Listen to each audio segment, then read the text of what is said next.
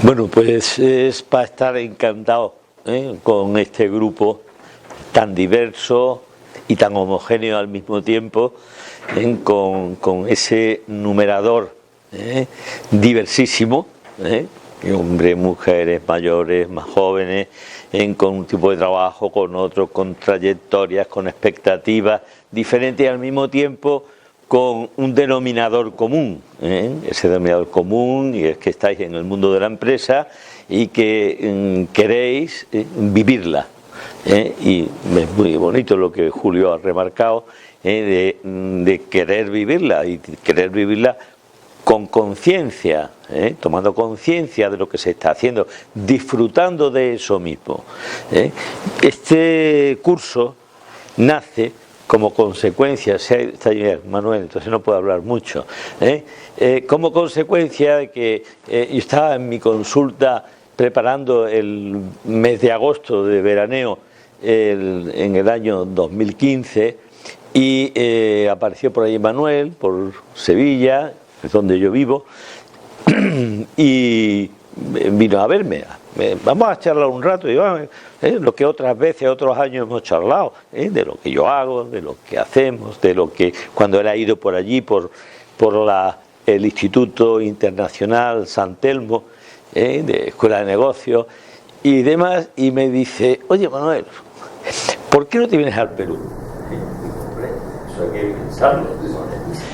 Y me hace ilusión, pero yo tengo mi modus vivendi y tengo que trabajar y dice: no, es que a mí me gustaría que te vinieras a enseñarles a la gente de la escuela lo que yo he aprendido contigo. Hombre, eso me tocó el amor propio, me tocó la fibra, y entonces digo: no tengo más remedio que ir, bueno, me lo voy a pensar. Bueno, ¿y qué quieres que yo, de qué quieres que hablemos? Digo: mira, estoy empeñado en enseñar a mandar, saber mandar mejor, o bien mandar en la empresa, mandar en la propia persona, y yo querría que ese espacio que queda entre la libertad de elegir, yo elijo irme de vacaciones, yo elijo casarme, yo elijo cambiar de empresa, a la hora de tomar una decisión, que es lo que los empresarios ordinariamente hacen de continuo, todos los días, y para sí y para muchas personas, muchas miles de personas, millones a veces, pues todo eso, hombre, millones me refiero a los clientes que están ahí detrás de vuestra actividad, pues yo elijo con la cabeza, quiero esto, yo elijo con la voluntad y me decido a hacerlo. Eso que tanto le gusta a Manuel decir de quiero, puedo y sé hacerlo. Es el estribillo que tiene en sus escritos y demás. Por eso es muy importante, yo lo uso muchísimo sin ponerme de acuerdo con él. Lo hemos aprendido los dos a la vez y le damos énfasis. Yo a mis pacientes les digo: ¿tú quieres curarte? ¿Sabes cómo hacerlo? Y a veces se callan, porque no quieren, por el precio que tiene, o por lo que tienen que soltar. ¿Y sabes hacerlo? Pues no, yo te enseño. Y yo te enseño a que distribuyas tu tiempo. Hay una persona que me contaba no hace mucho, y dice: mira, no sé qué me pasa, pero es que yo no estoy contento, yo no estoy satisfecho, yo tengo todo. Eso es bastante frecuente, pero lo tengo todo, tengo medios para vivir sobradamente, tengo una familia válida, buena, tengo gente que me quiere, con la que me entiendo. ¿Qué me pasa? Que estoy sin ánimo, sin ganas, sin entusiasmo, y que trabajo como una máquina.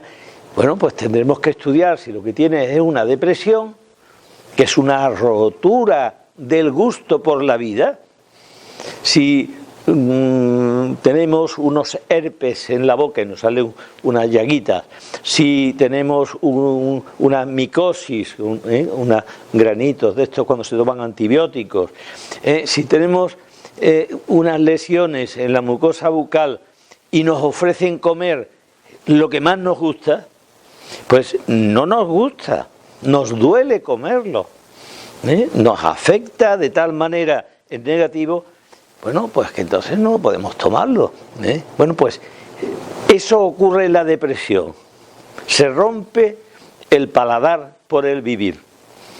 Y eso puede pasar por diversas cosas. Primero tienes una depresión y hay unos inventarios, hay una práctica para saber si una rueda está pinchada o no está pinchada, si un motor está bien o está mal. Entonces se estudia si hay una depre, incluso una depre crónica, que está ahí de toda la vida y mantiene a la persona con dificultad para comer, como si tuviera una dentadura muy mala, ¿no? Bueno, pues eso no es constitucional, perdón, eso es constitucional, pero eso no es normal, eso se puede mejorar. Y otra posibilidad es, no tienes una depresión, tienes la boca muy clara, pero tienes una información equivocada. Y el menú, a mí eso me ha pasado alguna vez en Madrid, he ido a un restaurante chino, y en un restaurante chino pues pido una comida, arroz con pollo, por ejemplo. Y como la gente me ha hablado y me ha metido en la cabeza y me han dicho que si el pollo, que si los chinos ponían arroz con otra cosa, era otra carne, pues yo no me la podía comer, me costaba bastante.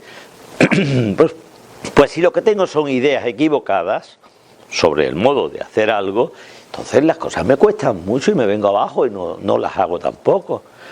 O sea, podemos tener una serie de circunstancias que nos hacen ardua la vida, el hacer aquello. O no hemos descubierto el valor de los hijos y tenemos a los hijos como para que nos sirvan a nosotros, para hacer como el que fabrica un muñequito en la familia y que se refleje lo que nosotros hemos hecho. ¿Cuántos padres hacen esto sin darse cuenta? Y entonces los hijos se rebelan porque se dan cuenta que eso no es por un amor de donación, es por un amor de utilización, para cumplir su tarea de haber hecho esa obra, como el que hace una fortuna o el que hace una casa, una vivienda. Hace un chalet y ya tengo mi chalet hecho. Bueno, pues venga, ahora a vivirlo, ¿de acuerdo? Pero eso tú no lo has hecho para los demás, por ejemplo. Y también puede ocurrir que a la hora de contemplar lo que tienes por delante, estés viviendo el futuro, lo que esperas, lo que quieres, lo que deberías conseguir. O tienes una frustración, que es algo muy frecuente y que saldrá bastante a lo largo de esta mañana. La frustración es el estado de carencia que tenemos, de vacío que tenemos ante algo que esperábamos y nos sucede. Y entonces, en vez de adaptarnos y recomenzar, nos empeñamos por amor propio en mantener aquello, en seguir apretando, en seguir empujando, y nos pasamos el día queriendo mover esta mesa, pues ponerla más cerca de vosotros, que yo me ponga ahí, o que lo dejemos para mañana, o que hagamos otra solución más adecuada. Bueno, pues Manuel lo que me pedía a mí es: haz un estudio de los condicionantes no volitivos, no voluntarios, no queridos. O sea, yo ahora podría decir, le doy un golpe al ordenador y rompo la pantalla. Eso sí lo estoy haciendo porque me da la gana, porque quiero, y porque quiero estropear al pad esta sesión, pues ya lo he hecho. Si yo lo que decido es, voy a borrar las diapositivas y voy a hablaros directamente, o voy a hacerlo en plan de diálogo muy rápido, bueno, pues sería otra opción. Pero yo hago eso auténticamente casi nunca. Casi siempre que decidáis iros mañana a la playa y no a votar, que decidáis quedaros en la cama y no salgo, quedo en casa. Casi siempre hay unos condicionantes que son psicológicos o que son biológicos y que en la vida de un empresario se dan de determinado perfil y con determinada frecuencia. Eso es lo que vamos a analizar, lo que yo quiero analizar con la ayuda de ustedes, tanto en lo que me pregunten como en lo que luego vayamos perfilando. Hice un programa, lo mandé al PAD, lo vieron y concretamos 10 o 12 sesiones que se las leo a ustedes y que son tomar decisiones. ¿Qué pasa en la toma de decisiones? La persona en la empresa. ¿Quién es? El que dirige, el que obedece, el que trabaja, la persona en la empresa. El temperamento, el carácter y la personalidad. ¿Cuál es la personalidad normal? ¿Cuál es la anormal? Que se llama rasgos de personalidad o trastorno de la personalidad y cuáles se pueden presentar. Voy a hacer un hincapié en aquellas que son más frecuentes: la personalidad narcisista, la personalidad histriónica o histérica y sobre todo en la personalidad perfeccionista o anancástica, porque es la que mejor se puede abordar, la que más puede abundar y la que puede ser más desconocida por ustedes. Luego hablaremos del estrés, de los sentimientos y las emociones, que tanto condicionan nuestras decisiones. Hay un tema, el cuidado integral de la salud del directivo, el cuidado de la salud integral del directivo y sus condicionantes biológicos. Tocaremos el dolor y el sufrimiento, porque son constantes en la vida. Siempre y todos los días algo nos duele.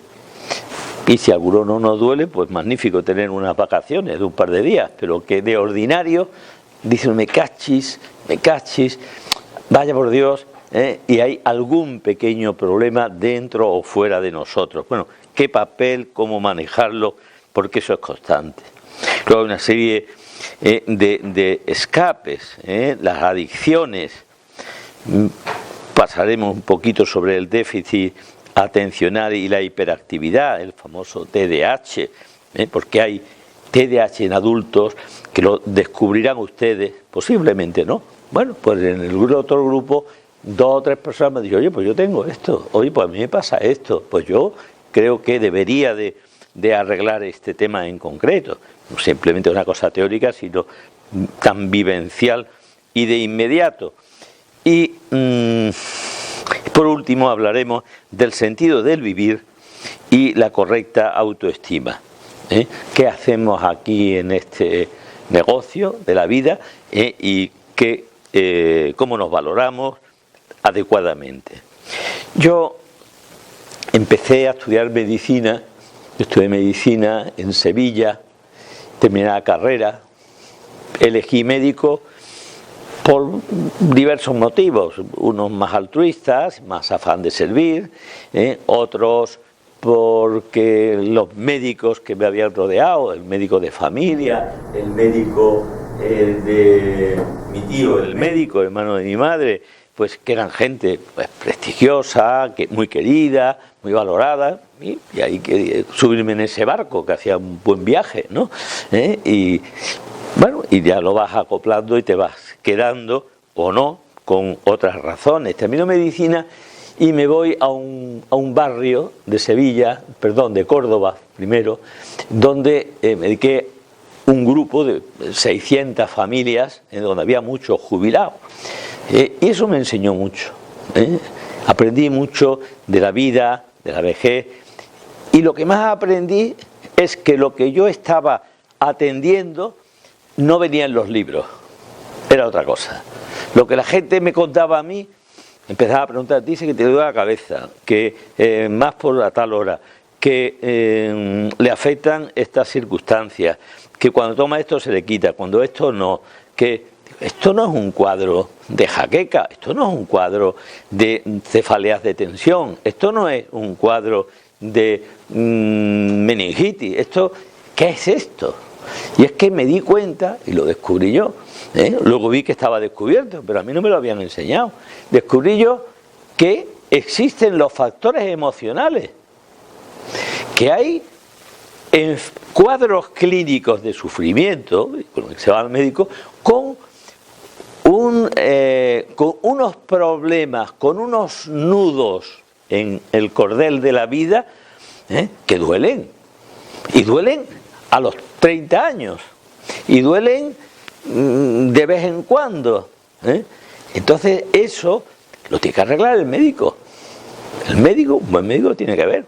Entonces empezar a indagar en esos factores emocionales, ¿cómo podría? Porque yo estudié muy poquita psicología y muy poquita psiquiatría en los 7 años de carrera, muy poquita. Entonces tuve la suerte de encontrarme con un médico que me abrió los ojos en este sentido, y que afortunadamente yo estoy haciendo lo que él hacía a mi manera, y es hacer medicina psicosomática, medicina que sabe de la medicina convencional y además sabe la psicología y la psiquiatría suficientes como para entender lo que le está pasando ordinariamente a la persona. Entonces he aprendido que lo que hay que hacer fundamentalmente es escuchar a la persona, escucharla en tiempo razonable, pero no los 5 minutos, y solamente pues para ver a dónde lo mando, dónde lo canalizo, sino qué le pasa a esta persona. A ver, normalmente, y esto lo hacen todos los médicos, al menos mentalmente, se le debe preguntar a un paciente, y os ruego que lo hagáis vosotros cuando tengáis un catarro, un dolor de cabeza o un insomnio. ¿Qué me pasa? Pues esto. ¿Desde cuándo? Pues desde esta tarde. ¿A qué lo atribuyo? ¿A qué creo que se puede deber? Y entonces la primera respuesta es falsa. Uno busca algo. Pero si dice, ¿y qué más? Yo, esto no estaba en el guión, pero en miles de consultas he preguntado, oye, ¿qué te pasa, mujer? ¿O qué te pasa, amigo? Pues mira, llevo una temporada que no me encuentro a mí mismo, que me duele la vida, que duermo mal, tengo mal humor, contesto de mala manera, no sé, ¿qué me pasará? Igual tienes una infección virásica, de estas que te quitan fuerza, la llamada fatiga crónica, y te está empezando, o igual lo que tienes es un problema que te pesa, o igual lo que tienes es que has visto que no hay paz en la casa, que tu mujer está siempre, como se dice, en casa de tu madre, o llamando por teléfono a mamá, y entonces tú te llegas a casa y te enfadas, o que no los niños, tal, y el tío dice, no sé, tal, y de pronto se echa a llorar, sea hombre o sea mujer, se echa a llorar, pasado 5 minutos y se echa a llorar. Digo, ¿qué te pasa? Que no merece la pena vivir, que he trabajado tanto, que me he dado, que he hecho yo, que me dejé a mi mujer que se trajera a su madre a vivir a casa y no sé qué, y no sé cuánto, y ahora resulta que no me lo valora y me echa encima la culpa de que yo no hago más que cuidar a mi padre, no sé, ese tipo de cuestiones. Entonces digo, no, esto es un problema. Esto es un problema que te está haciendo enfermar, como si tienes una china en el zapato y te está haciendo un agujero. La china ha caído, pero tú la has dejado, o no la has visto. Entonces, ¿dónde tienes la china? ¿Dónde tienes el problema? Entonces, pues habrá que ver, lo primero que hacer es quitarla. Lo segundo es curar la herida. Lo tercero, no tener resentimiento y dedicarte a darle patadas a la pared, a la mesa o a otra persona, porque entonces te va a romper el pie también, etcétera. Pues ese saber encontrar lo que se llama en medicina la demanda oculta. La primera es la demanda expresa. La segunda, la demanda oculta, que requiere un poquito de tiempo, de confianza, de saber escuchar. Y ya os doy la primera idea que puede ser muy práctica para vosotros. Cuando queráis hablar con vuestros hijos, con 5 años o con 20 años, cuando queráis hablar con vuestro cónyuge, pues ¿qué hacemos este fin de semana o la semana que viene? O cuando queráis coger un empleado que tiene, o a un colega que tiene una dificultad para saber algo, busca un buen momento, vete tranquilo, ponte en buenas circunstancias, prepara lo que tienes y consigue que esa persona se deje abrir la cremallera para que veas lo que tiene dentro. ¿Qué tiene ahora? ¿Ves? Mi mujer o mi hijo, ¿qué tiene dentro? Y como le cojas la cremallera y se la bajes, te da una torta. No te deja. Yo no puedo acercarme a vosotros ahora y meterle la mano en el bolsillo o en el bolso. No, es una invasión. En cambio sí que le puedo decir, oye, ¿tienes 2 pañuelos que me he olvidado yo del mío? Podemos mirar, o quieres que miremos, o hacer que las personas abran la cremallera de la confianza para que nos digan qué hay. Y segundo, un poquito después, tener la cremallera abierta para que recojan lo que les queremos decir. Mira, niña, no salgas, no vengas tan tarde. Tienes 15 años y vienes a las tantas y eso no será bueno. Y la niña lo estudia con su manera de ver las cosas y ahora tú le pides, oye, solo te pido que me dejes que te espere. Fíjate si le daré yo importancia. Y no es que esté viejo, ni depresivo, ni loco. Es que me preocupa que tú vengas a las 4 de la mañana, porque te puede pasar o te puedes caer tú en tonterías. Y por tanto, déjame que no te enfades porque yo me quede. Yo ya me las arreglaré para dormir. La niña aprende a decir, esto es muy serio, y lo que voy a hacer es no venir, o venir más que un día en semana, o a ver cómo nos lo arreglamos, o alternaros papá y mamá, o en fin, hacer lo que queráis, ¿no? Pero que haya esa confianza, no haya esa imposición.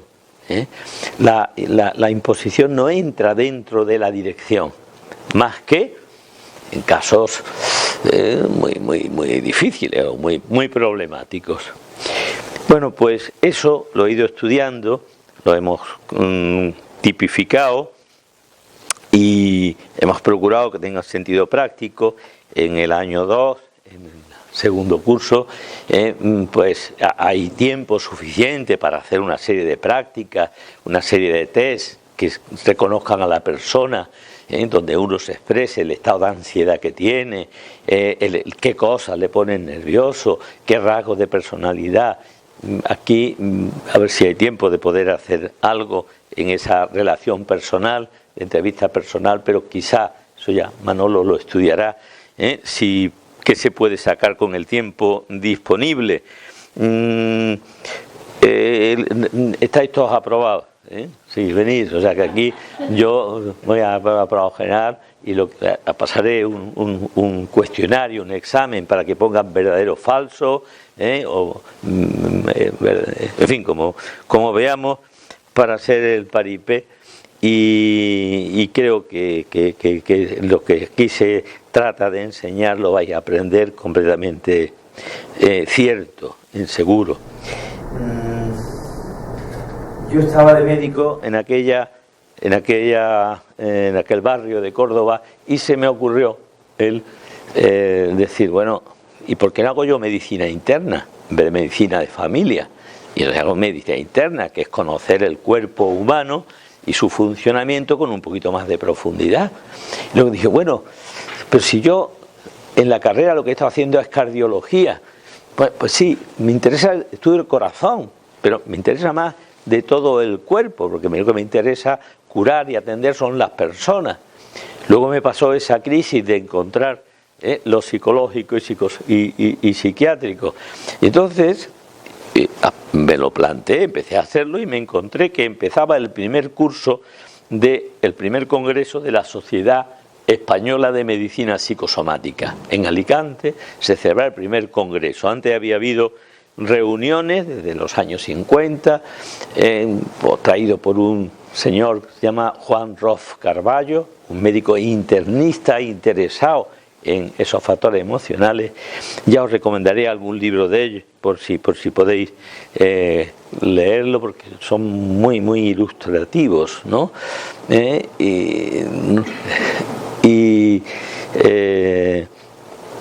Me inscribí en la sociedad, empecé a trabajar en ella, fundé la Sociedad Andaluza de Medicina Psicosomática, que tiene una fuerza muy notable.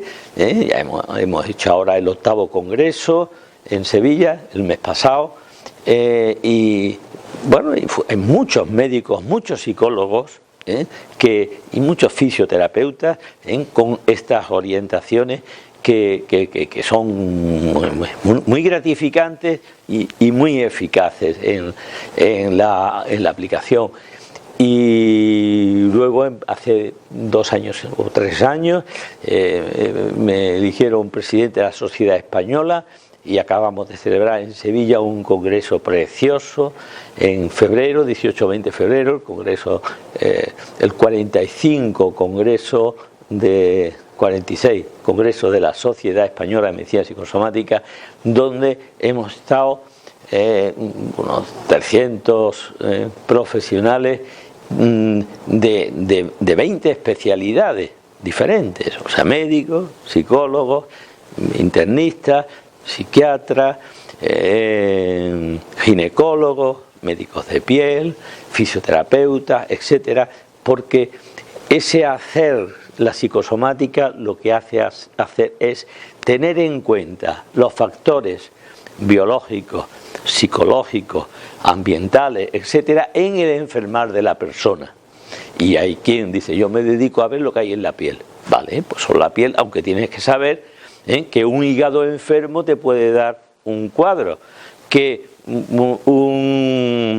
una diabetes te facilita una serie de cuestiones, como no la busques, no arreglas el problema, que una alergia pues da. Entonces, aprender lo de la piel fundamentalmente, todo no lo sabemos nadie, desde ninguna perspectiva, pero luego hay perspectivas específicas de las especialidades. Yo aquí planteé que las decisiones del directivo, como os decía, conllevan un proceso durante el cual la persona debe escoger entre 2 o más alternativas. Y yo miro el reloj y digo: llevamos casi 3/4 de hora, me queda media hora para el descanso. Bueno, pues ahora voy a correr o voy a ir despacito. Esa es la decisión que tengo que tomar. He estado explicando un preámbulo que le puede dar mucha más comprensión y asimilación de lo que ahora venga.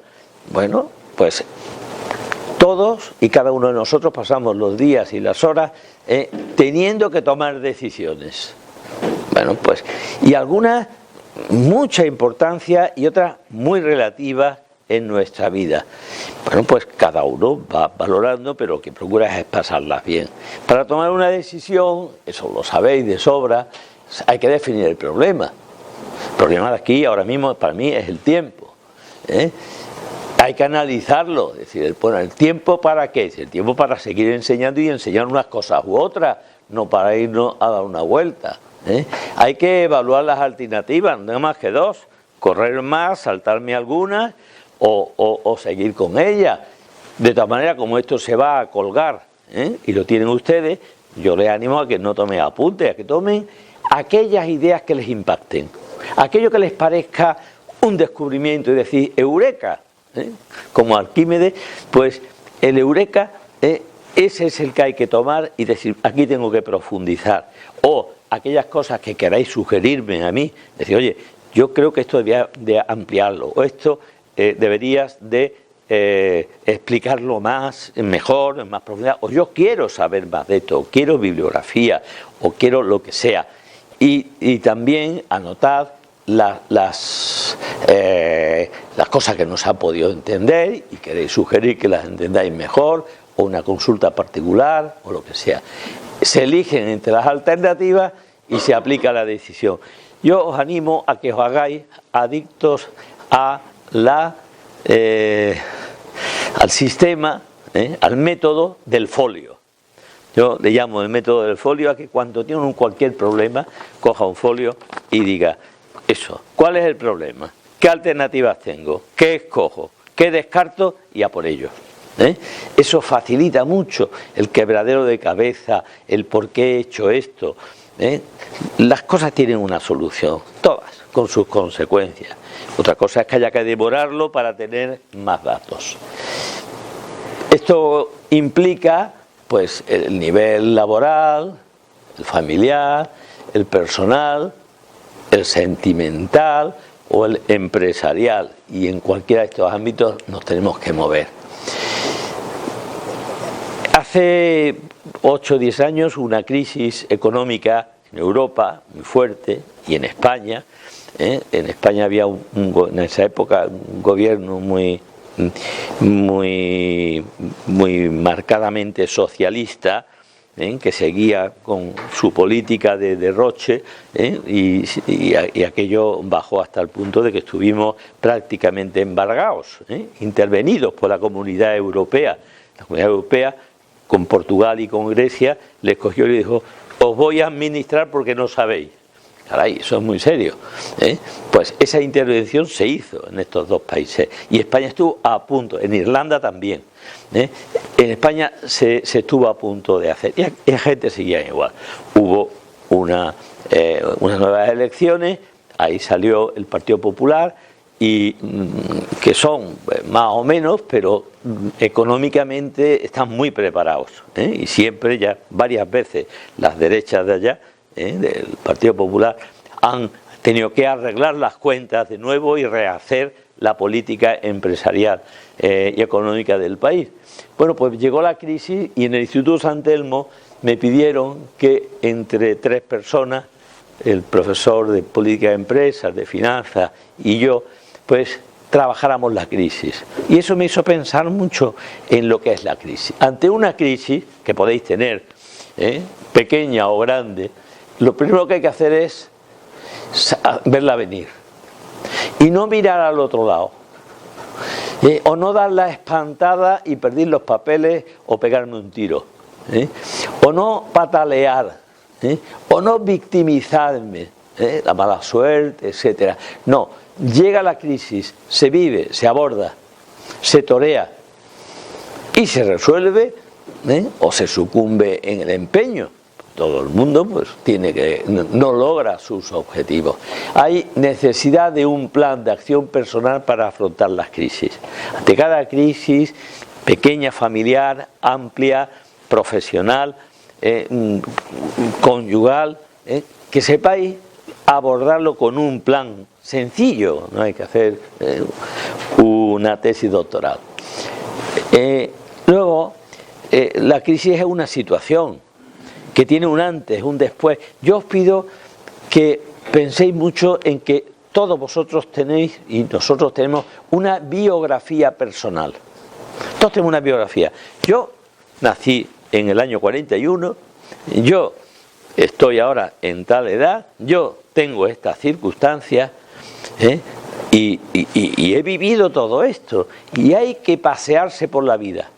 Yo lo que pretendo con este curso es cogeros, que nos juntemos todos, formamos un grupo y nos vamos a ver el barrio viejo de Lima, o no, avión, y nos vamos a ver pues Toledo, y nos lo explican, nos damos un paseo y comprendemos lo que ahí ha pasado, la historia esa nuestra que tenemos, y aprendamos a vivir con mejor calidad. Bueno, pues lo que hoy pase es que he perdido el teléfono, o es que he perdido la cartera, o es que me ha atropellado un auto. Bueno, pues eso es un evento, un suceso que le ha pasado a un tío, a una persona que tiene todo eso vivido en este momento. Así se ve mejor. Y así tengo recursos, así tengo experiencia, así tengo ilusiones que me van a empujar a vivirlo, y no quedarme en la rebeldía, que es muy propio, en la frustración, ¿y por qué a mí esto ahora? Bueno, pues algo hablaremos en el sentido del vivir, y en el sentido del sufrir. Esto le tiene que pasar a una persona que tiene inteligencia, voluntad, afectividad y capacidad de saltar, de impulsividad. Y como la impulsividad esté estropeada y saltemos mucho, o como la afectividad esté afectada y tengamos un bache depresivo, o tengamos un bache maníaco, la bipolaridad es muy frecuente, a estas edades no vamos a tener trastornos de personalidad de tipo límite, de tipo disocial, no, eso ya no, vamos, si no estaríais aquí, obviamente, pero sí que nos lo vamos a encontrar en casa y en los alrededores. A mí del curso que impartimos ayer, me vieron en el descanso 3 personas, a decir, oye, mira, que me pasa esto en mi familia, tengo una hermana que no sé qué, o mi papá le pasa no sé cuánto, o que yo tengo un problema de autoestima de hace muchos años y que no me he atrevido a cogerlo. Me lo contó y dice, oye, es verdad, y no he hecho más que airearlo, meterme las manos en los bolsillos y descubrirlo. O sea que muchas veces tenemos los recursos y tenemos que saber utilizarlos para que tengamos los medios oportunos. Por lo menos compartirlo, aunque sea con el perro, pero hay que saber compartir, primero con uno mismo. Es muy bonito eso de desdoblarse, contarse la historia a uno mismo. Oye, ¿te das cuenta de lo que te pasa? ¿Y por qué vas a hacer esto y lo otro? Y eso lo objetiva más que la rumiación. Y he hablado en la anterior, decía aquí abajo, importancia del efecto Gioconda. Eso lo vamos a ver ampliamente en la sesión de trabajo, la tercera sección, porque os van a repartir el índice de un libro mío que se llama El efecto Gioconda. Y siguiendo ese hilo, creo que habrá un debate, una tormenta de ideas en que veamos qué cosas son interesantes plantear y aprender. En la vida la viven las personas. Por eso vamos a ver quién es el hombre, qué es la personalidad, qué es una persona y qué es una personalidad, los dominios de la personalidad, los rasgos y los trastornos. Esto es muy interesante, los sesgos, y más adelante pasaremos al estrés, distrés, eustrés. El hombre es un ser libre, no lo olvidéis nunca, es libre, aunque muy condicionado. O sea, tú puedes decir, yo mañana no voy a votar, me voy a ir por ahí, y eres libre de hacerlo, pero estás muy condicionada a tu responsabilidad personal, a las consecuencias de unos votos u otros, a tu vergüenza como persona que prescindes del futuro del país, y si todo el mundo lo hiciera.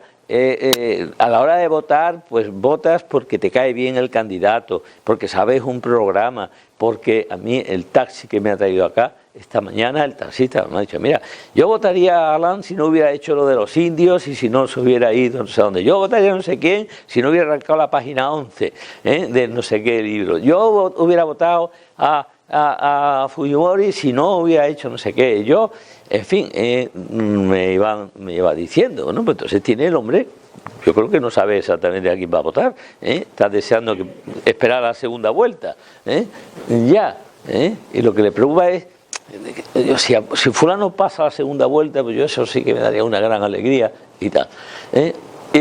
Autonomía no es independencia, ojo, o sea, somos autónomos, pero no independientes. Y eres autónoma respecto al personal de tu empresa, eres autónoma en la familia, pero no eres independiente. Por tanto, tendrás que dar cuenta de determinadas cosas. ¿Es que van en contra mía? Bueno, pues está en una mala situación. Es como si es perseguida por la ley, pues por un error, pero lo eres. Hay que saber tratarse a sí mismo con el afecto y exigencia precisos para ayudar a otros a mejorar. No es bueno vivir con culpas. Las culpas hay que resolverlas. Si hay que pagar la multa, se paga la multa, pero no va a estar huyendo por el pago de una multa toda la vida. Y eso pasa en la familia con mucha frecuencia. Mirar para adentro, hacer examen y hacer una amnistía. Primero en vosotros mismos y luego con los demás. Y hace falta una motivación suficiente para poder poner en marcha la voluntad con las motivaciones intrínsecas, extrínsecas y trascendentes que ya os han explicado en lo poco que lleváis, y seguro que os lo van a explicar muchas veces. Y es muy importante mirar siempre en hago el curso hago esta maestría por una motivación intrínseca, por una extrínseca, una para yo crecer, otra para que los demás puedan aprovecharse de mí, y trascendente por el valor que yo aporto con lo que hago bien. Eso es muy de la escuela de José Antonio Pérez López y del Paz. Y comunicar, tener una comunicación adecuada consigo mismo, con una sana autoestima y sentirse libre. Esta imagen me gusta mucho, aunque se vea poco por el exceso de luz, pero no merece la pena cambiar. Y que nos veamos como pájaros ahí en un valle, podemos tirar para un lado, porque vamos decidiendo a dónde tenemos que ir según circunstancias, pidiendo consejos, en el caso de los problemas más personales, al médico o al psiquiatra o al psicólogo o a la propia familia, a los educadores, en el caso de los chavales. O sea, saber formar el equipo de personas que me pueden ayudar según las circunstancias, no huir de eso. Por eso, cuando uno tiene un problema de trabajo, cuando uno tiene un problema de salud, una enfermedad, hay que abordarlo con lo que llamamos el paradigma psicosomático, que tiene estas partes: bio, psico, socio, eco, espiritual. Esto, aunque sea una tontería, aunque sea no frecuente, yo os animo a que los problemas, sobre todo de enfermedad, de salud, también los de trabajo, también los de la convivencia, le diráis: ¿qué está pasando aquí? Y lo analicéis con un paradigma, que es con un modelo, una plantilla, que es el paradigma psicosomático. Por ejemplo, yo tengo una rodilla, un día se me hinchó toda la pierna, hace 8 meses, se me hincha toda la pierna. ¿Y qué será esto? Soy médico, lo pienso, lo miro, digo, esto es una tromboflebitis. Bueno, pues le voy a preguntar a mi médico de cabecera, por lo menos, ¿no? Me voy, lo mira y dice, pues sí, tienes una tromboflebitis. Así que heparina, antiinflamatorios, reposo, relativo, etcétera. Y veo que aquello no se quita, y pasan 20 días y no se quita. Digo, esto no es un día, me parece que lo hemos hecho mal. Vale, pues voy otra vez, oye, esto, dice, pues la verdad es que puede ser un síndrome de Becker. El síndrome de Becker es que la sinovial de la rodilla, por una pequeña artrosis, se rompe, el líquido sinovial cae a la pierna, cae por toda la pierna, inflama la pierna por irritación, y ahí estás. Pues eso podría haberse seguido repitiendo. Entonces, ¿y eso cómo se sabe? Paco me dice, pues mira, hay que hacer una flebografía, una ecografía de la vena, pero eso en la Seguridad Social te va a costar 4 meses, y privadamente solo hace fulanito y menganito, si quieres ver. Bueno, pues yo me pensé, busqué a un radiólogo del hospital, se lo propuse, busqué a un médico que me da el recetado, me fui allá, me lo hicieron y dice, tiene un síndrome de Becker. No tiene una tromboflebitis, la vena está perfecta, pero la piel está irritada como si se hubiera trombosado. Por tanto, fuera heparina, que te está perjudicando y te está poniendo en riesgo, y lo que tienes que hacer es esperar que se vaya y hacer una determinada gimnasia para que, ¿vale? Y por favor, ve al de rodillas. Voy al de rodillas, me dice, tío, mira, tómate esto y esto, cosas que yo no quería tomar nunca, ni las he mandado nunca, me parecían inútiles, para mucopolisacáridos, protectores del cartílago. Oye, pues el tío, que ve rodillas todos los días, me dijo que por favor la tomara. Y en efecto me ha ido de maravilla, me ha ido de maravilla. ¿Por qué? Porque hay que plantear el paradigma bio. Yo, ¿quién soy yo? pues yo soy un tío con herencia de artrosis, es muy probable que, caramba, que tengo una prótesis de cadera en el otro lado, o sea que sí, o mejor dicho, en el mismo lado. Pues lo biológico apunta a que aquí hay esto. Lo psicológico, hombre, pues lo he peleado, pero aquí no hay factores emocionales, es el mosqueo que tengo con lo que tengo, me cuesta aceptarlo y que la sistemática médica pues haya ido. Pues, sociológico, me encuentro perfecto, tengo un apoyo social, familiar, total, no tengo ningún problema de vivir esto solo. Ecológico, amigo, esto tiene que ver con el frío, con el calor, con las posturas, pues habrá que cuidar eso. Y espiritual, yo soy un ser libre, pues como ser libre tengo que funcionar poniendo la libertad al servicio de mi persona, no usar la libertad en contra. He tenido contacto con una persona muy importante en el PAR, que hablando con él estos días atrás, pues, yo paso de lo médico, yo no me importa no sé qué, yo no sé lo que me diga, me lo tomo y digo, no, digo, te estás tirando la salud, lo estás haciendo muy mal, estás eligiendo libremente lo que no tienes que hacer y eligiendo libremente, pues por inercia, el hacerlo de una manera rutinaria. Pues te está fallando el factor más importante. Cuando tú eres un tío que teóricamente tiene una preparación enorme, pero no te la estás aplicando. Como si uno de vosotros dice, yo no pago los impuestos. ¿Por qué? Pues porque me parece injusto. Digo, bueno, pero a ver cómo busca, si te vas al extranjero, como hacen algunos, a ver cómo vas a buscar esto. Por eso, esos factores que hemos de analizar son el biológico, la herencia, los genes, lo genético, que hoy día está muy en vía creciente. O sea, desde aquel genoma primitivo que costó muchos billones, es decir, este es el genoma, estos son. A lo que sabemos ahora que se utilizan para prever enfermedades, para curar enfermedades, para saber qué medicamentos me van bien en mi persona. Hay unas analíticas que llevan a que se hace un análisis de saliva y con eso pues obtienes qué medicamentos para tu enfermedad bipolar, tu enfermedad depresiva, tu enfermedad de TDAH, tu enfermedad, por supuesto, oncológicas, todas. Cánceres de pulmón, lo primero es hacer uno a ver cuál es un test genético para ver si lo que tú tienes es de células pequeñas o de células grandes, y si lo que tienes va a ser o no sensible a la quimioterapia. Eso son. Y esto sigue en marcha. En segundo lugar está lo psicológico, porque vivimos las cosas a la medida de nuestros criterios y lo hemos aprendido en algún momento.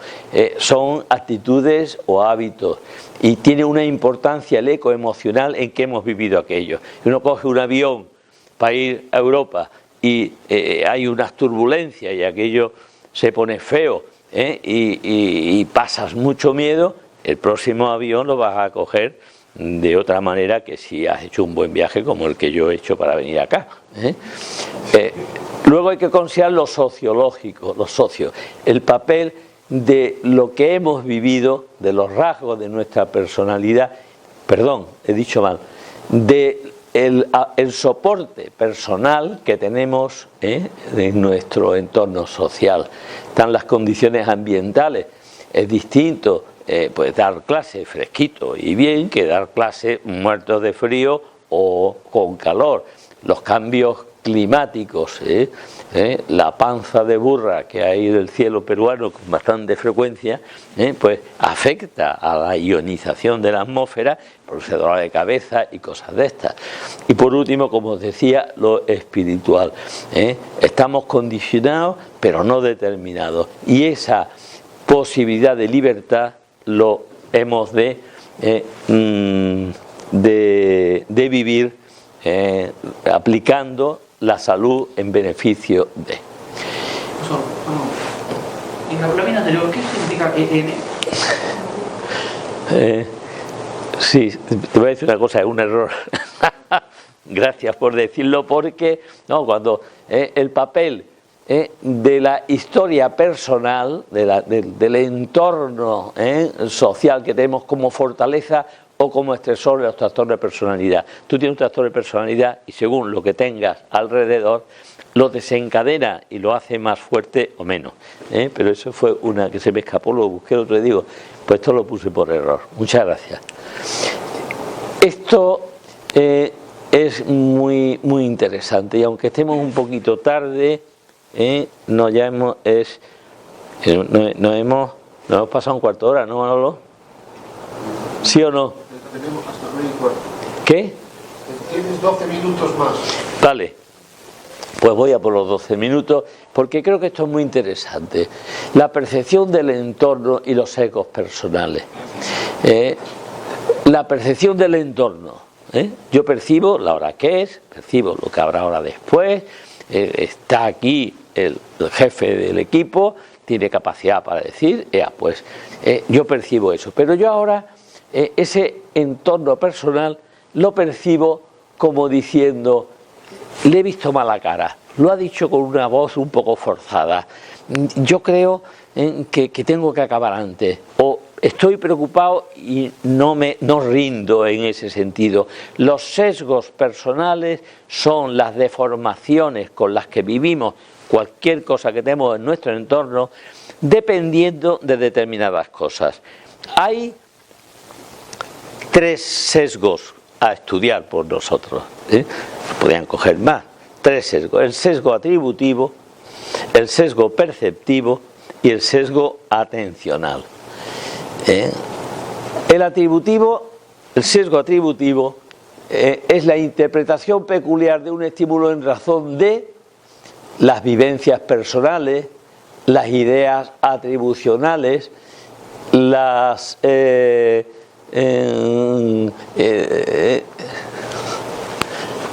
lo tengo aquí más claro, las vivencias personales y las ideas atribucionales. O sea que yo tengo unas vivencias en mi infancia, a lo largo de mi vida, que las he recibido y las he aceptado o me las han impuesto. Están incorporadas al inconsciente y yo no sé que las tengo, pero las tengo, y tengo un miedo, tengo un temor, tengo una desconfianza por fenómenos que viví. Fijaos lo que pasa, cómo son estas cosas a la hora de vivir, pues la sexualidad en general y las relaciones afectivas. Hay personas que a la hora de aproximarse a una persona del sexo contrario lo viven con odio, lo viven con rencor, lo viven con temor, lo viven con una impulsividad desenfrenada, depende pues de lo que han vivido, de la experiencia temprana que han vivido en este sentido, si ha sido favorable o no, de lo que han visto en los padres, y de las experiencias que han tenido posteriormente. Bueno, pues las vivencias personales recibidas y aceptadas, conscientes o no. También de las ordinarias o de las relevantes. Hemos aprendido de los hábitos. En mi casa se desayuna de tal manera, o en casa nos acostamos a tal hora, o en casa no se ve televisión comiendo, y que son ordinarias o bien relevantes de sucesos o son verdaderas o erróneas, verdaderas o erróneas. Y tenemos la idea de que las lentejas curan la falta de hierro. Esa persona que tiene, las mujeres tienen una regla muy abundante y tienen una anemia crónica porque pierden mucha sangre y no la repone. Pues venga, a comer lentejas todos los días. No, lo que hay que tomar es ferrogradumé o tardiferón o el hierro que sea oportuno, y eso sí que lo arregla, porque lo aporta de determinada manera. O una persona que no asimila el hierro. Si no asimila el hierro, pues lo que tengo que hacer es meter más 6 pastillas de no sé qué, ¿no? Hay que saber que es una idea equivocada. La idea correcta es ir a quien sabe, y esa persona que sabe dice, no, hierro intravenoso, que te lo arregla más pronto, ¿no? Y luego, que son esas vivencias personales pueden ser positivas y deseamos repetirlas, o negativas. Bueno, pues el sesgo atributivo es importante para lo que vamos a ver a continuación. El sesgo perceptivo es la interpretación peculiar del estímulo que nos llega en razón de la sensibilidad ordinariamente condicionada por mi temperamento o por mi estado psicosomático. Manuel Alcázar, estamos en la hora que creo que ya estamos pasándonos. ¿Qué hago? ¿Corto? Y me dice, no, sigue 12 minutos. Y bueno, pues a ver si los aprovecho, pero empiezo a darle vueltas. Pero es que si yo es lo que tengo ganas de ir al servicio, si yo lo que pasa es que no he desayunado, si yo entonces hay un estado mío, o es que tengo fiebre, o ayer ayer por la tarde digo, perdonad, me voy a tomar 2 pastillas de Doralgial porque tengo una jaqueca, y me cojo el vaso de agua y me tomo 2 pastillas porque tengo un estado que es que si no estaré deseando de terminar. Me lo quito con 2 pastillitas de Doralgial, de lisina, y se queda arreglado.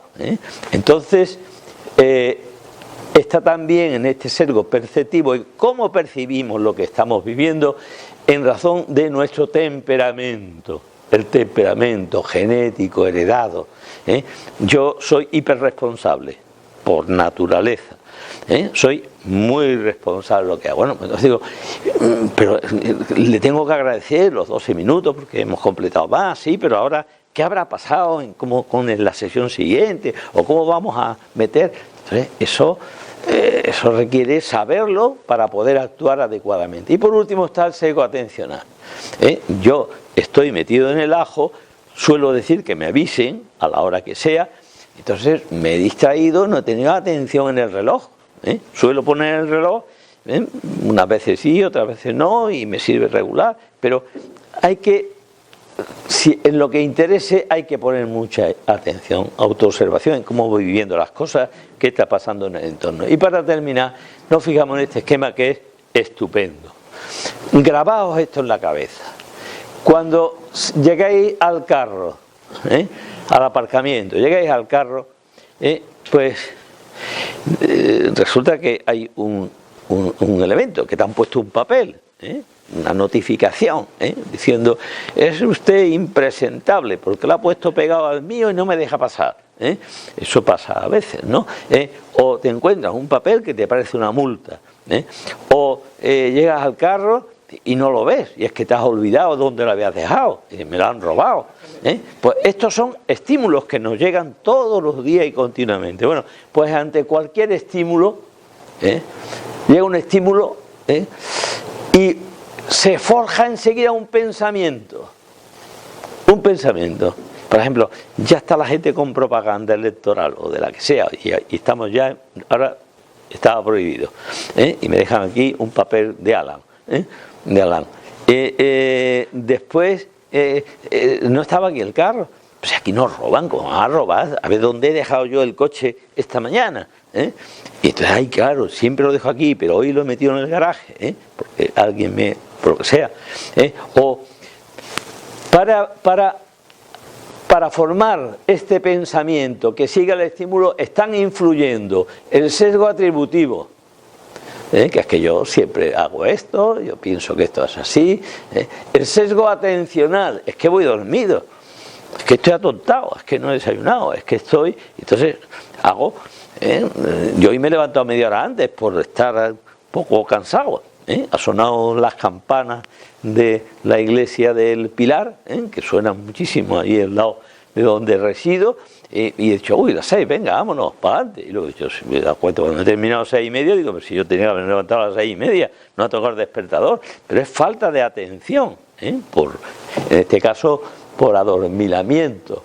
Y luego está el sesgo perceptivo, tenemos que pensar cómo estamos de temperamento y de cuerpo.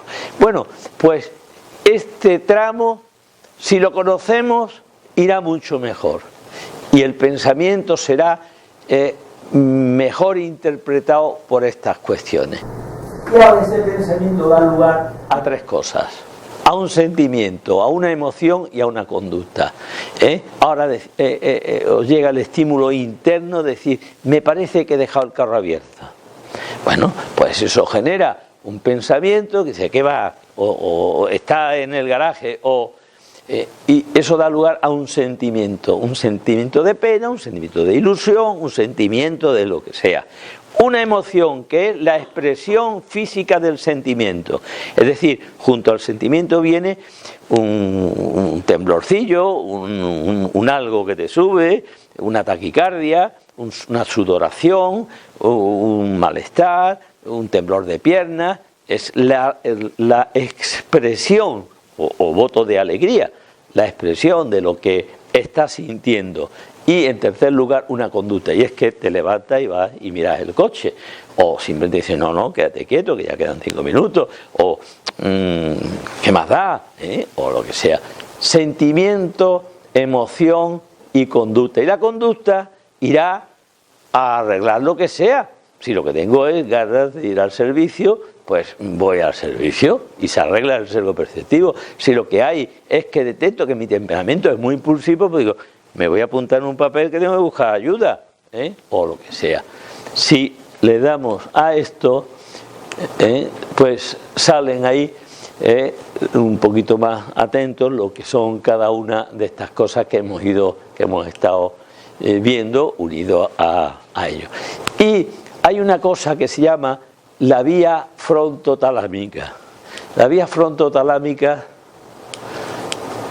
la vía sensotalámica, el estímulo ese que llega, que se apaga la luz, por ejemplo, pues antes de que llegue por el pensamiento y estas cosas, da un salto y se produce un sentimiento.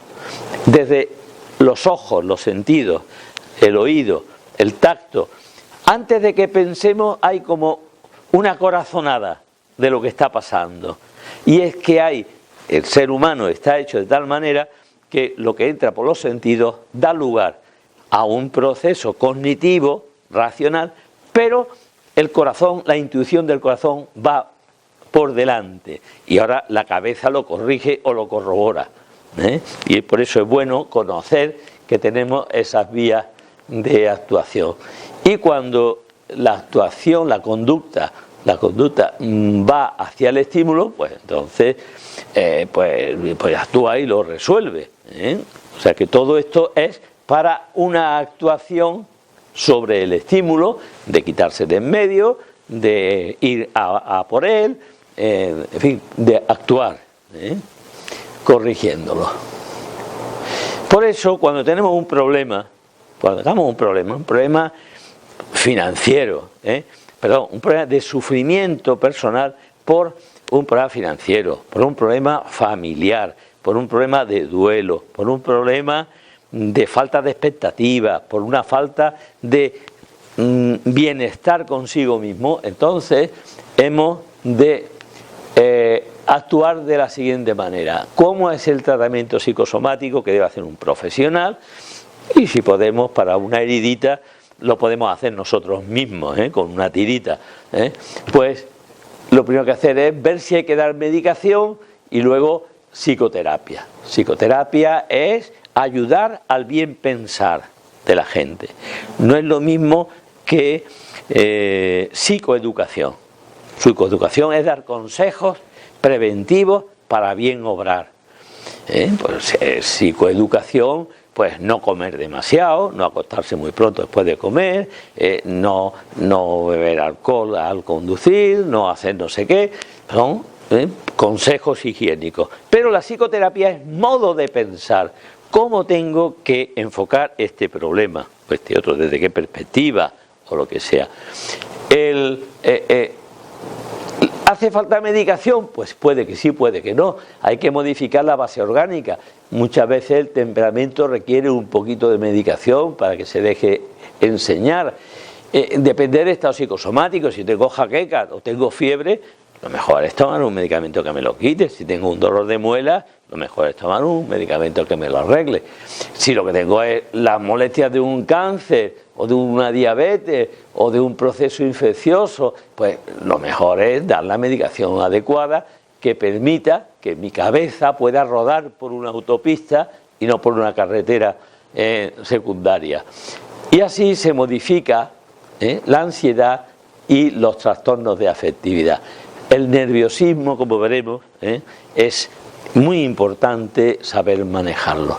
Y en esa psicoterapia que se necesita y que puede ser autopsicoterapia, y yo lo recomiendo, pues lo que hay que hacer es adiestrar el manejo del autofoco personal, eso que hemos visto con los atributos. Hay que ver qué hay en mí de psicosomático, de estado personal, qué hay en mí de herencia, que ya sé que lo tengo y que yo siempre hago tal cosa o tal otra. Y eso hay que cambiarlo, porque está causando problemas. Si tiene una luz, una lámpara que está centelleando, pues tendrás que cambiarla. Y así tratar de la resolución de conflictos, de la corrección de traumas, de la corrección de distorsiones cognitivas, de errores cognitivos, de la corrección de atribuciones irracionales, esas que tenemos, de la mejora de la comprensión de la propia estructura personal, del conocimiento propio, o de la comprensión de la propia identidad, no de qué persona soy, sino de qué individuo concretamente soy. Y con eso, pues, un consejo: conócete mejor.